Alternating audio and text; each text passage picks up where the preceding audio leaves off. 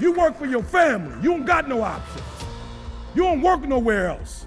You don't work for nobody else. You work for your mama, you work for your sister, you work for your aunts, you work for your grandma, you work for your family, you work for your kid.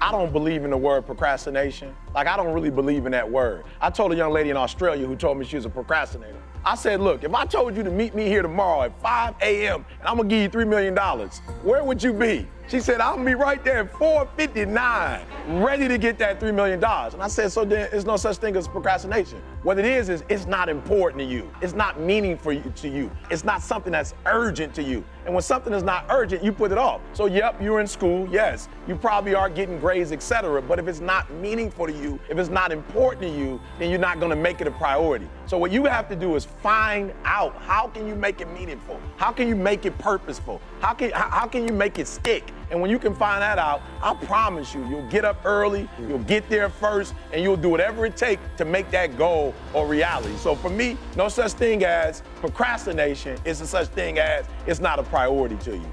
One of the most important things that you can do when trying to become successful is believe in yourself and understand that you are the main initiator of your pathway to success. Nobody else is going to do it for you. Nobody else is going to start, and people aren't going to help you in the ways that you want them to. So you're going to have to do all of it by yourself and figure out what you need to do and how you need to do it, because in the end of the day, it is all about you. You're the number one priority in your life. So you need to make sure that that's an option for you, is making sure that you know that you are important, and no matter what you do, it's all about you. So make sure you're making sure that you believe in yourself from the very beginning and figure out that you need to do whatever it is that you love and whatever it is that you want to encourage yourself to do for the rest of your life. Because as long as you're making sure that you're happy, that's what it's going to end up being you need to do, is make sure that you're loving what you're doing, loving your life, and figuring out the best way to go about the things that you want to accomplish, the best things that you want to do with your life. Because when you're spending money, time, and energy on something, you're going to want to make sure that it's worth it and you're going to enjoy it, because you're not going to want to put time and energy and money into something that's going to be an absolute waste. You want to put the money and energy and time into something that you're going to love and you're going to enjoy, and you're going to visually, physically, and spiritually see growth and learn from it and understand why that's so good for you. So you need to make sure that you figure out what it is that you want to do and figure out what it is that you love and have a true passion for, and go out there and pursue that with the utmost passion and truly be relentless with it. You know, my turning point was the ability to connect with people, you know, in a way that was, you know, unusual. And it just seems like when you've been there, you know, people from all walks of life, one day you're going to want options. One day you're not going to be a teenager. And education, it's impossible. So what I do that a lot of people don't do is I give them a why. What's the reason? Why do you wake up? Why do you study?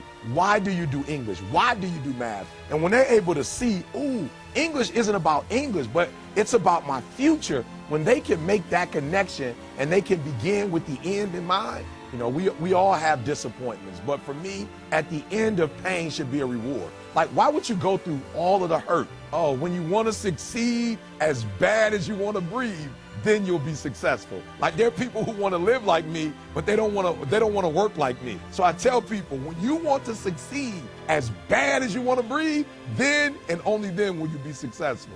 Listen to me. All men are created equal. Some work hard in preseason. When I went to college, most of them are not doing what I'm doing. Why? Because it's not about where you come from. It's about heart. You come to a place where, you know, being smart ain't enough. You got to have heart. To be able at any moment to sacrifice what you are for what you will become. Some of you focus until the phone ring, and then you like, I gotta answer it. If I don't answer the phone, I'm gonna die. I'm saying to you today that there are some of you, if you give up your cell phone, you would be successful. But your cell phone is more important to you than your success. Some of you need to give up your cell phone, because the time you spend on your cell phone could be used for your success. The time you could be using to be successful, you're using it on the cell. And the cell phone is not bringing you nothing but a bill. To be able at any moment to sacrifice what we are for what we could be. I don't do well in math. You're right. You ain't never studied. I'm not good in writing because you have never written before. But I dare you to fail in writing for a whole year to see if you can get to the end. I dare you to fail. I dare you to take that same class over and over again. I dare you to stop dropping classes like you soft. High school dropout. Mom got pregnant with me at 17. Didn't really start talking to my father until I was 30. I mean, the whole nine. Homeless, sleeping in abandoned buildings. And my guy, CJ, man, we built this company from, I don't know if we had 50 Cent, no sense. I don't know. It was so funny. Like we would go to these major cities, and these guys that I was with, like they were like, you know, theology majors, and they would like speak at these different places, and I wasn't good enough. I think for me, because, you know, somebody had spoken to me when I was about 17 years old, and they literally saw this. Like when I was 17, sleeping in abandoned buildings, not taking showers, eating out of trash cans, they were like, yo, you got something.